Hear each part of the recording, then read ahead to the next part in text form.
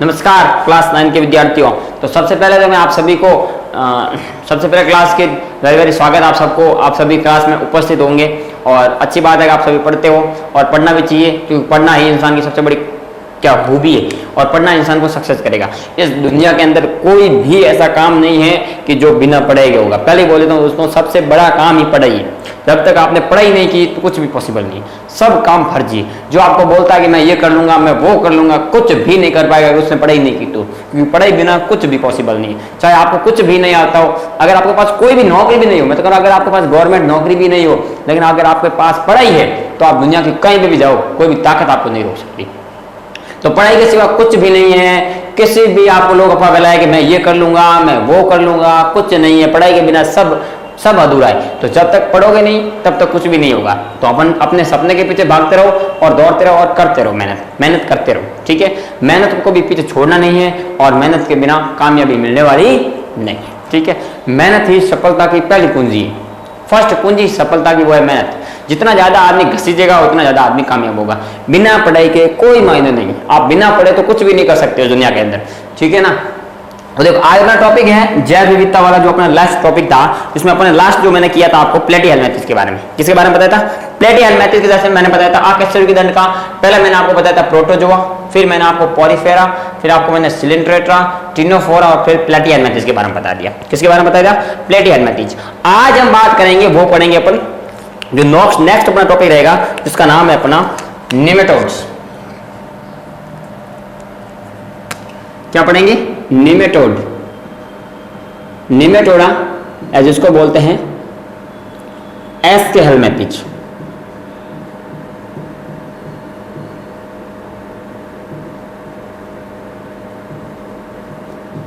एस्केहेल्मिंथेस वे प्राणी। ठीक है, अब निमेटोड या एस्केहेल्मिंथेस का मतलब क्या है? अब निमेटोड या एस्केहेल्मिंथेस का मतलब है वे प्राणी जो गोल होते हैं। किस बार गोल से होंगे? एस का मतलब होता है गोल और हेल्मिंथेस का मतलब है कर्मी, यानी ऐसे प्राणी जो बेलनाकार या गोलकार आकार के होते हैं। कैसे होंगे? बेलनाकार गोल, यानी राउंडिंग के रूप में गोल होंगे, गोल। इसलिए इनको बोलते हैं गोल कर्मी। बेलनाकार या शंक्वाकार, बेलनाकार गोल होंगे, बेलनाकार गोल प्राणी क्या कहलाते हैं? निमेटोड या एस्केहेल्मिंथेस। अब देखो, ये भी बहुकोशिकीय होंगे, त्रिकोणीय शरीर वाले होंगे, द्विपार्श्व सममिति पाई जाएगी। त्रिकोणीय जंतु, कोर कितनी होगी? त्रिकोण जंतु होंगे। जंतु कैसे होंगे? त्रिकोण वाले जंतु। ठीक है, द्विपार्श्व सममिति। सममिति कैसे होगी इनकी? द्विपार्श्व सममिति, दो बराबर भागों में बढ़ जाएंगे। ठीक है, त्रिकोणीय द्विपार्श्व सममिति। कूट हुई है, कीट मतलब जिनके देह गुहा को क्या बोलते हैं? इनकी जो देह गुहा होती है वो कैसे होती है? कूट हुई। कूट हुई है या इसको बोलते हैं कूट शिलम। कूट शिलमों की देह गुहा होती है। शिलम होती है वो कैसे होती है? कूट हुई। और इसके अंदर क्या होता है? देखो, उत्तक पाए जाते हैं। शरीर उत्तक तंत्र वाला होता है। कैसे तंत्र का होता है? उत्तक तंत्र वाला होता है। इसमें उत्तक पाए जाते हैं। ठीक है, शरीर में क्या होता है? उत्तक तंत्र वाला शरीर, उत्तक तंत्र वाला शरीर। ये उत्तक तंत्र में उत्तक वाला पार्ट पढ़ूंगा, उत्तक तंत्र वाला शरीर। ठीक है, बायोलॉजी अपन जल्दी से जल्दी खत्म करनी है। बायोलॉजी का अपना लास्ट पार्ट बचा है उत्तक, वो खत्म होती फिर अपनी बायोलॉजी कंप्लीट हो जाएगी। बायोलॉजी अपनी इतनी है, उसके बाद अपन केमिस्ट्री शुरू करेंगे। केमिस्ट्री का मैंने एक पार्ट करा चुका हूँ, उसके बाद नेक्स्ट चैप्टर कराऊंगा। ठीक है, पहले चैप्टर से स्टार्ट करेंगे। तो अपना बायोलॉजी के अंदर जो अपना 5 चैप्टर कंप्लीट हो गया और 7वां चैप्टर कंप्लीट हो गया। और केमिस्ट्री के अंदर मैंने एक चैप्टर करवा दिया, जिसमें अपने सब मैंने करवा दिए थे। एक आधा टॉपिक होगा तो मैं करवा दूंगा, बचा है तो कोई, तो मुझे नहीं लगता कोई बचा होगा। ठीक है, मैं सब करवा दूंगा। ठीक है, अब इसका अपना उत्तक तंत्र वाला शरीर, उत्तक वाला चैप्टर बचा है, वो अपने इससे नेक्स्ट अपने उत्तक वाला चैप्टर लेंगे। उत्तक अंग वाला शरीर होता है। अंग तंत्र का या अंग तंत्र का निर्माण नहीं होता है। अंग तंत्र विकसित नहीं होते हैं। क्या नहीं होते? अंग तंत्र विकसित नहीं होते। इनके अंदर अंग तंत्र विकसित नहीं होते। शरीर अंग तंत्र से नहीं होता है। इसमें देह गुहा नहीं पाए जाते। त्रिकोणीय संरचना वाला होता है। ठीक है, अधिकांश परजीवी, मोस्ट इंपोर्टेंट है ये, अधिकांश कैसे होता है? परजीवी। अधिकांश कैसे होता है? परजीवी। ठीक है, अधिकांश परजीवी होते हैं ये मानव के अंदर पाए जाते हैं। मानव के अंदर ये परजीवी किसके अंदर होते हैं? मनुष्य या मानव के अंदर पाए जाते हैं। मानव के अंदर पाया जाने वाला परजीवी कौन सा एस्केलमेंथिस है? तो उस परजीवी का नाम लिख दो, एस्केरिक्स लुब्रिकॉइड्स। एस्केरिक्स लुब्रिकॉइड्स कहाँ होता है? मानव की आंत के अंदर। ये पूछेगा ये कहाँ पाया जाता है? तो मानव की आंत के अंदर, जो हमारी छोटी आंत होती है, छोटी आंत के अंदर ही बैठा रहता है। मानव की जो छोटी आंत होती है उसके अंदर होता है एस्केरिक्स लुब्रिकॉइड्स। कौन होता है? एस्केरिक्स लुब्रिकॉइड्स। ठीक है ना? एस्केरिक्स लुब्रिकॉइड्स मानव शरीर की छोटी आंत के अंदर पाया जाता है। मानव शरीर की छोटी आंत के अंदर ये सभी क्या होते हैं? एस्केरिक्स सभी प्राणी होते हैं ना, वो सभी किसके प्राणी होते हैं? तो निमेटोड्स के। त्रिकोणीय जंतु, त्रिपाद समिति, देखुआ, कूटगीय, उत्तक तंत्र वाला शरीर, अंग तंत्र विकसित नहीं होते हैं, अधिकांश परजीवी होते हैं। मानव शरीर के अंदर एस्केरिक्स लुब्रिकॉइड्स के अंदर पाए जाते हैं।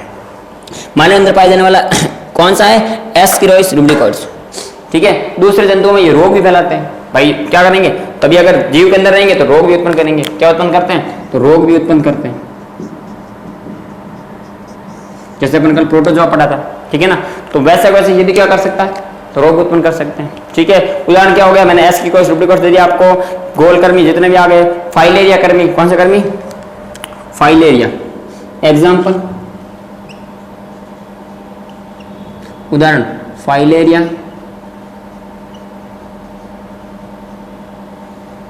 एस्केरिक्स। अब इसमें मादा होती है वो नर से हमेशा बड़ी होती है। मादा ऐसी होती है, देखो यूं यूं पूरी पूरी लपटे रहती है मादा, यूं पूरी इतनी।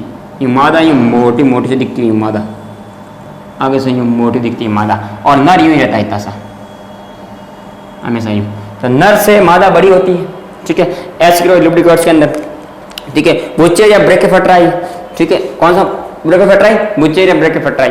अब आपको पूछे ये एस्केरिक्स होता है, और उदाहरण कौन से? विचोरिया ब्रैकियोफेट्राई। विचोरिया के सभी प्राणी। और ये विचोरिया ब्रैकियोफेट्राई क्या होता है? ये विचोरिया क्या करता है? देखो ये विचोरिया जो ब्रैकियोफेट्राई है, कौन सा ब्रैकियोफेट्राई? ब्रैकियोफेट्राई। ये मानव के अंदर हाथी पांव, कौन सा रोग? हाथी पांव रोग फैलाता है। कौन सा रोग फैलाता है? हाथी पांव रोग। जो उस किसी माता या किसी प्राणी या किसी जीव का एक पांव यूं बड़ा हो जाता है हाथी के समान, उसको बोलते हैं हाथी पांव रोग। कौन फैलाता है? विचोरिया ब्रैकियोफेट्राई नामक हाथी पांव रोग फैलाता है, जो एक किसी मक्खी या द्वारा इसके अंदर चला जाता है। तो ये होता है हाथी पांव रोग। तो हाथी पांव रोग कौन सा फैलाता है? विचोरिया ब्रैकियोफेट्राई। तो विचोरिया है, एस्केरिक्स लुब्रिकॉइड्स है, ये सभी किसके अंदर होते हैं? छोटी आंत के अंदर होते हैं। किसके अंदर होते हैं? हमारे छोटी आंत के अंदर पाए जाते हैं हाथी पांव रोग। तो निमेटोड्स, त्रिकोणीय जंतु, द्विपार्श्व समिति, देखुआ, कूटगीय, कूटशिलम, उत्तक तंत्र वाला शरीर, अंग तंत्र विकसित नहीं होते हैं, अधिकांश परजीवी होते हैं। मानव के अंदर कौन सा परजीवी पाया जाता है? एस्केरिक्स लुब्रिकॉइड्स, जो छोटी आंत के अंदर पाया जाता है। फाइलेरिया, जो एस्केरिक्स जितने भी सब, विचोरिया ब्रैकियोफेट्राई ये भी होता है, जो हाथी पांव रोग को फैलाता है। तो ये अपना निमेटोड्स है, जिसको बोलते हैं एस्केलमेंथिस। कंप्लीट हो गए। कौन कंप्लीट हो गए? एस्केलमेंथिस। अगला जो अपना बचता है, जो अपना अगला टॉपिक है, जिसका नाम क्या है? अगला जो जीव जंतु उसका नाम है एनिलिड्स। कौन से प्राणी होते हैं? एनिलिड्स। एनिलिडा के प्राणी है, एनिलिडा के। अकशेरुकों का सबसे बड़ा दूसरा, अकशेरुकों का सबसे बड़ा तीसरा, दूसरा नहीं तीसरा। ठीक है? देखो इसका नाम है एनिलिडा।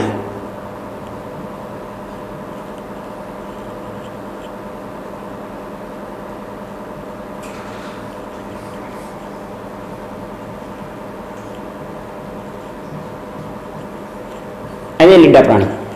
अब एनिलिडा संघ क्या होता है? अब देखो एनिलिडा संघ क्या होता है, तो इस संघ की भी खासियत क्या होते हैं कि ये भी प्राणी कैसे होते हैं? द्विपार्श्व समिति वाले। इनके अंदर क्या पाई जाती है? द्विपार्श्व समिति। ठीक है ना? त्रिकोणीय, ठीक है ना? त्रिकोणीय होते हैं, द्विपार्श्व समिति वाले होते हैं। ठीक है? वास्तविक देह गुहा पाई जाती है। इनके अंदर क्या पाई जाती है? वास्तविक देह गुहा। बाकी जितने भी यार के अंदर देखो वास्तविक नहीं पाई जाती, लेकिन इसमें अंदर देखो क्या पाई जाएगी? वास्तविक पाई जाएगी। वास्तविक देखो पाई जाती है। क्या होगी? वास्तविक देखो पाई जाती है। पार्श्व पाद पाए जाते हैं, यानी पार्श्व क्या होते हैं? इनके अंदर पाद होते हैं, पैर होते हैं, पीछे वाले पाँव होते हैं। ठीक है? और क्या होता है? इनका शरीर, इनका जो शरीर होता है, देखो इनका जो शरीर होता है, हमेशा इनका जो शरीर होता है वो नलीनुमा, यानी नली के अंदर नली, नली के अंदर नली वाला होता है।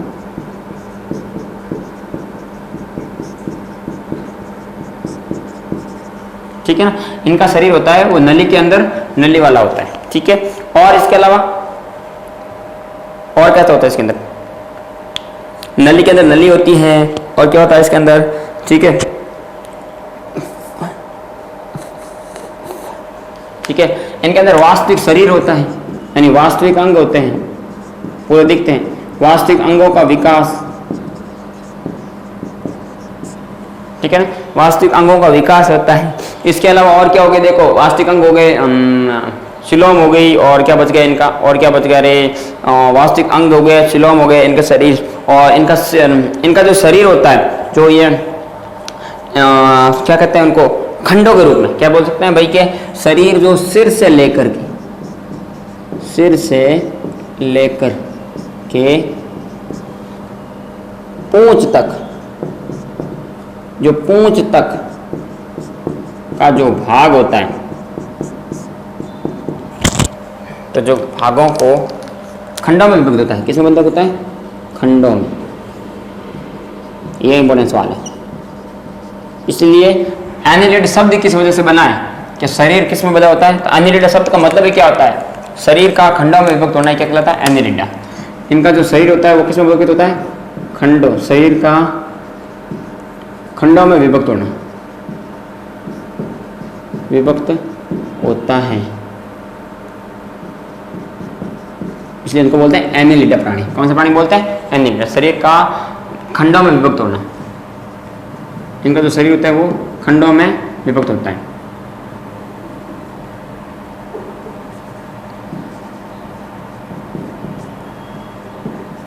विभक्त होता है, ठीक है, इसलिए इनको एनिलिडा प्राणी बोलते हैं। एनिलिडा का मतलब होता है शरीर खंडों में विभक्त होता है, इसलिए इसको बोलते हैं विभक्त होने वाले प्राणी। क्या बोलते हैं इसको, ठीक है। और ये स्थल पे भी पाए जाते हैं, स्थल वाले भी होते हैं, जल वाले भी होते हैं, ये जल में भी पाए जाते हैं। और जल के अंदर ही कहाँ पाए जाते हैं, तो ये अलवणीय जल और लवणीय जल दोनों में पाए जाते हैं। लवणीय और अलवणीय दोनों जलों में पाए जाते हैं, यानी ये लवणीय जल में भी पाए जाते हैं और अलवणीय जलों के अंदर भी पाए जाते हैं। तो ये देखो लवणीय अलवणीय सभी भागों में पाए जाते हैं, इसलिए इनको क्या बोलते हैं, एनिलिडा। क्या बोलते हैं, एनिलिडा। इसमें श्वसन, पाचन, उत्सर्जन ये तंत्र नहीं पाए जाते। क्या नहीं पाए जाते, ये तंत्र उनमें, इनमें ये विकसित प्रकार के तंत्र नहीं पाए जाते। क्या नहीं पाए जाते, इनमें विकसित प्रकार के तंत्र। जैसे मैंने कहा, इसमें ना तो श्वसन होता है, ना उत्सर्जन होता है, ना इनमें ये तंत्रिका तंत्र पाई जाती है। तंत्रिका तंत्र ये बहुत, देखो इसमें क्या बोलते हैं, ये तंत्र नहीं पाए जाते हैं, फिर भी इनमें ये चीज होती है। इनमें देखो श्वसन होता है, पाचन, उत्सर्जन, ठीक है ना, तंत्रिका तंत्र पाए जाते हैं, मतलब विकसित नहीं होते हैं, विकसित प्रकार के नहीं होते हैं, होते हैं लेकिन विकसित प्रकार के नहीं होते हैं। मतलब जैसे अपने मनुष्य के अंदर विकसित प्रकार के तंत्र नहीं, ऐसे तंत्र के अंदर पाए जाते हैं, लेकिन ये विकसित प्रकार के नहीं होते, ठीक है ना। और अभी मैंने बता दिया जल और स्थल दोनों पे रहते हैं, ठीक है ना। और क्या होता है इनमें, और तो मुझे कुछ दिख नहीं रहा है, ठीक है, इतना ही होता है जितना आपको बुक, इसलिए मैंने आपको बुक देकर बता रहा हूँ, क्योंकि आपको बुक में जितनी है ना उतनी। ऐसा तो ये बहुत बड़ा है, को देखे तो दो महीने निकाल दे। मैंने आपको वही बता रहा हूँ जो आपको बुक के लायक होते हैं। जैसे मैंने आपको बुक के अंदर बता दिया, इतना मुझे ज्यादा बुक में है नहीं कि भाई पास समिति त्रिकोण के होते हैं, वास्तविक देख हुआ पास से पास, जिनका शरीर नली के अंदर वाला, नंदी वाला, वास्तविक अंगों का विकास, शरीर का, शरीर के पूंछ तक का भागों तक खंडों में विभक्त होना, श्वसन, पाचन, उत्सर्जन, तंत्रिका तंत्र आदि पाए जाते हैं। शरीर खंडों में विभक्त होता है, वास्तविक प्रकार के नहीं होते इनमें, ठीक है ना, ठीक है। शरीर खंडों में विभक्त होता है, ठीक है। जल वाले बाल भी होते हैं, लवणीय और अलवणीय जल वाले होते हैं। तो ये सभी चीजें इसके अंदर होती हैं। 5 से 5 पाए जाते हैं, पीछे की तरफ क्या पाए जाते हैं, 5 पाए जाते हैं। अब देखो उदाहरण कौन कौन से, तो उदाहरण देखो, उदाहरण नेरिस, जोंक, क्या बोला नाम मैंने, नेरिस है, जोंक है, और आपके कौन से हो गए, आपके नेरिस है, जोंक है, कैचुआ, मोस्ट इंपोर्टेंट है कैचुआ,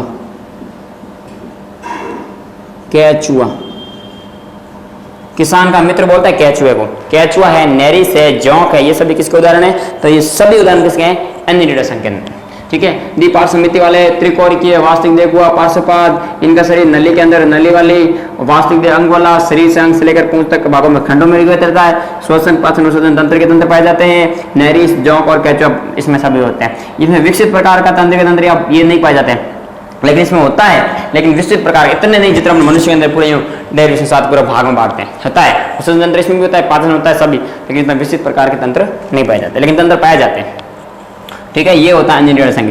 तो नेरिस है, जोंक है, केचुआ है, ये सभी किसके भाग है? तो ये सभी भाग है एनिलिडा संघ के। ठीक है, इसमें क्वेश्चन कैसे पूछेगा कि एनिलिडा शब्द कैसे किससे बना? एनिलिडा शब्द का क्या अर्थ है? तो शरीर को खंडों में विभक्त होना क्या कहलाता है? एनिलिडा। यानी शरीर भाग किस में बढ़ता होता है? खंडों में विभक्त होता है, उसे बोलते हैं एनिलिडा संघ। यानी वे प्राणी जिनका शरीर खंडों से विभक्त होता है उसे बोलते हैं एनिलिडा संघ के प्राणी। क्या बोलते हैं? एनिलिडा संघ के प्राणी। ठीक है, अब इसके बाद अपन अगला नेक्स्ट टॉपिक आता है, उसका नाम है ऑर्थोपोडा। कौन सा संघ आता है? ऑर्थोपोडा। ठीक है ना, संघ का नाम क्या अगले का? ऑर्थोपोडा संघ। अगले संघ का नाम क्या है? ऑर्थोपोडा। ऑर्थोपोडा।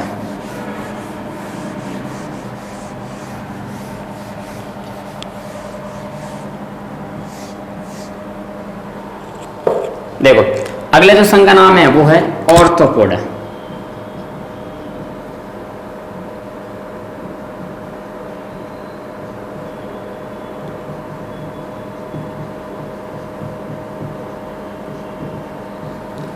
देखो, ऑर्थोपोडा किसे कहते हैं? ऑर्थो का मतलब होता है संधि युक्त, पोडा का मतलब होता है पाद या उपांग। इनके अंदर यानी संधि युक्त उपांग पाए जाते हैं। इनका शरीर जो पाद होता है वो संधि युक्त ऐसे जॉइंटिंग ग्रुप में, जैसे आपने तितली वगैरह नहीं देखे, आपने केचुआ वगैरह, ये बिच्छू वगैरह नहीं देखे, सभी ये संधियुक्त उपांग शरीर के। ठीक है, कॉर्डेटा संघ यानी अकशेरुकीय संघ का, अकशेरुकीय संघ का, सॉरी अकशेरुकीय संघ का, अकशेरुकीय जो अपन कहते हैं अकशेरुकीय संघ का सबसे बड़ा जगत है ये। और विश्व के अंदर सबसे ज्यादा भी कौन होते हैं? कीड़े मकोड़े। तो सभी कीड़े मकोड़े इसके अंदर आते हैं, कीड़े मकोड़े इसके अंदर आते हैं, कीड़े मकोड़े इसके अंदर आएंगे, जिसमें बिच्छू है, आपके तितली है, भंवरे हैं, बाकी सब किसके अंदर आएंगे? ऑर्थोपोडा के अंदर। संधि युक्त इसमें क्या पाए जाते हैं? उपांग। क्या पाए जाते हैं? संधि युक्त इनमें क्या पाए जाते हैं? उपांग, जिसमें मैंने कहा बिच्छू है, भंवरे हैं, ठीक है, मकड़ी है, ये सभी किसके अंदर आएंगे? जंतु जगत का, ये मतलब कह सकते हैं ये पूरे जंतु जगत का ही सबसे बड़ा है, यानी अकशेरुकीय संघ का हो या जंतु जगत का ही सबसे बड़ा संघ है ये। क्या बोला मैंने? जंतु जगत का सबसे बड़ा संघ होता है, ये कैसे कहते हैं? अकशेरुकीय प्राणियों का सबसे बड़ा संघ, ये भी कह सकते हैं प्राणियों का सबसे बड़ा संघ।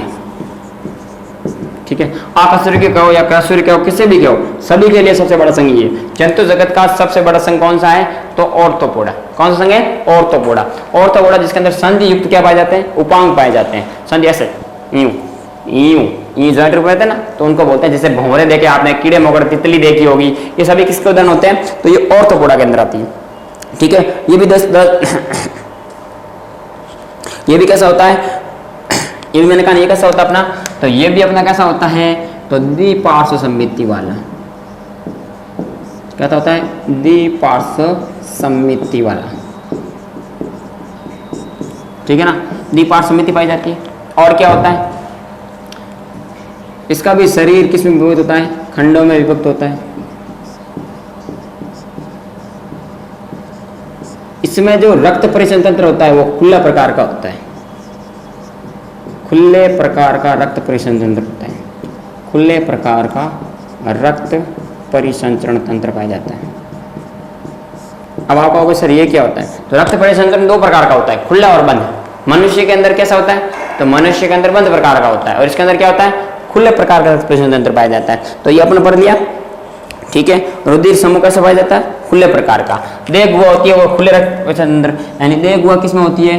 तो देह गुहा होती है। कौन सी गुहा? यानी शरीर की जो गुहा पाई जाती है, देह गुहा किसमें होती है? तो खुले प्रकार के रक्त में होती है, रक्त में रहती है। किसमें रहती है? तो रक्त में रहती है, ठीक है ना। देह गुहा के अंदर, देह गुहा किसके अंदर रहती है? खुले प्रकार के रक्त के अंदर रहती है, ठीक है, ठीक है। और मैंने बता दिया आपको उपांग यानी जुड़े हुए पांव होते हैं, इनके अंदर क्या होते हैं? जुड़े हुए पांव या पैर होते हैं इनके अंदर, जैसे ये मैंने बताया ना आपको।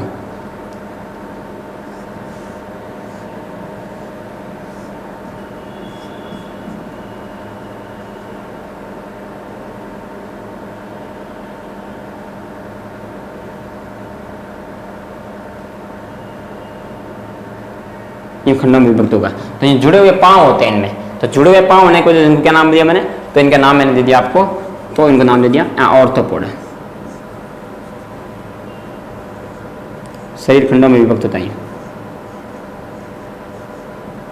तो इनमें जुड़े हुए पांव होते हैं, इनके लिए इनको क्या नाम दिया मैंने? ऑर्थोपोड। तो वे सभी जीव जो संधियुक्त उपांग पाए जाते हैं या जिनमें ज्वाइंट होते पार और जुड़े हुए पांव होते हैं, उन्हें क्या बोलते हैं? यहाँ पर ऑर्थोपोडा। क्या बोलेंगे? ऑर्थोपोडा। सबसे जंतु जगत का सबसे बड़ा संघ है, द्विपार्श्व समिति वाला होता है, शरीर खंडों में विभक्त होता है। इसके अंदर तंत्र के अंदर वगैरह सब खुले प्रकार के पाए जाते हैं, ठीक है। पैर जुड़े रहते हैं, ठीक है। देह गुहा इस रक्त के अंदर जुड़ी रहती है। सभी कांड इसके अंदर आ गए, ठीक है। उदाहरण मैंने अभी आपको बता दिए थे, क्या क्या उदाहरण थे इसके अंदर? तो उदाहरण आपके आगे मकोड़े, बिच्छू, प्रॉन, प्रॉन बोलते हैं झींगा को,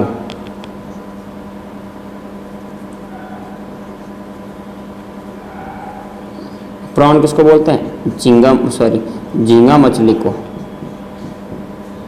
झींगा मछली, ठीक है। समुद्री घोड़ा,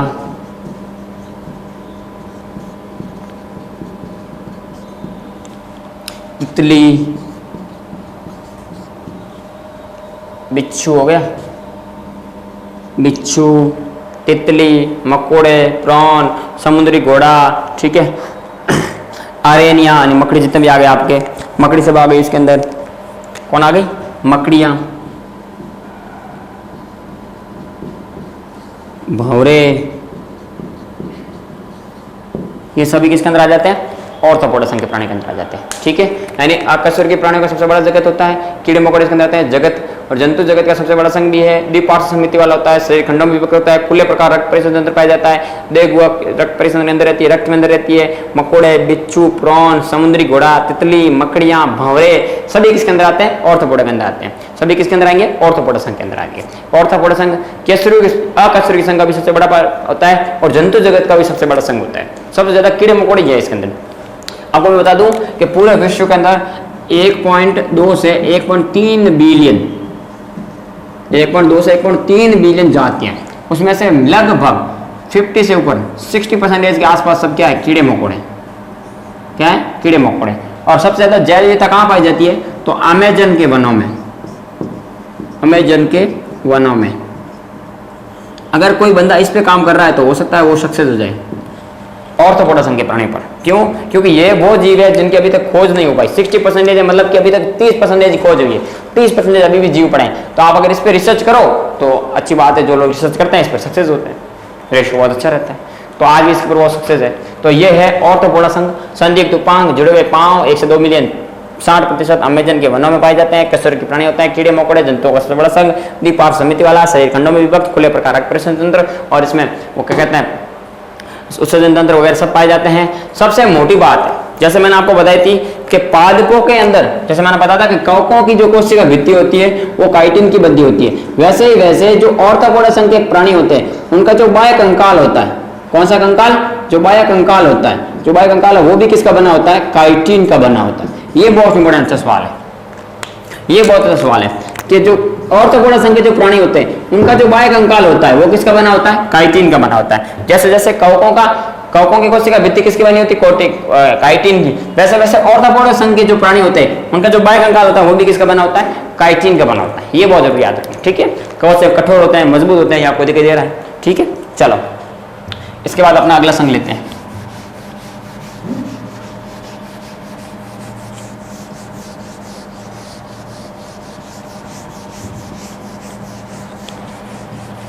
अब देखो सबसे बड़ा जगत अमेजन के वनों में पाया जाता है, तो सबसे ज्यादा इसमें भी होगी, सबसे ज्यादा जो होगी ना वो इसी के अंदर होगी। चलो एक और अपना संघ आता है, उसका नाम है मोलस्का। संघ का नाम क्या है? मोलस्का। ये भी लिख लेता हूं, छोटा ही है, मोलस्का।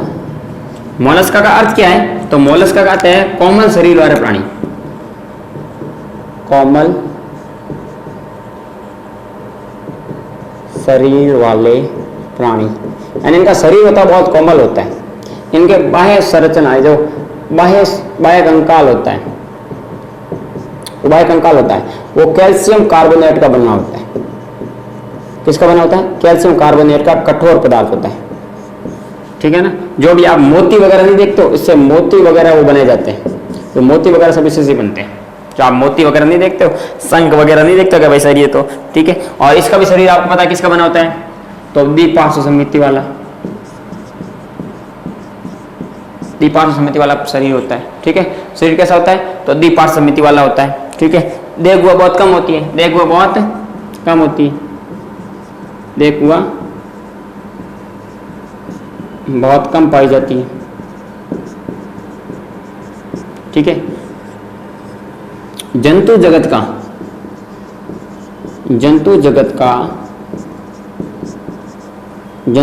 का दूसरा सबसे बड़ा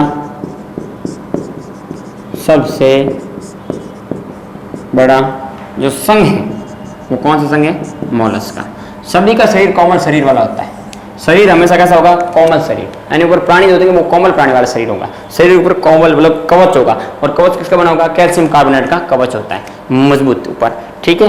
तो अपन इसके बाद नेक्स्ट क्लास के अंदर इसके डिस्कशन करेंगे। तो थैंक यू। इसके बाद अगले क्लास में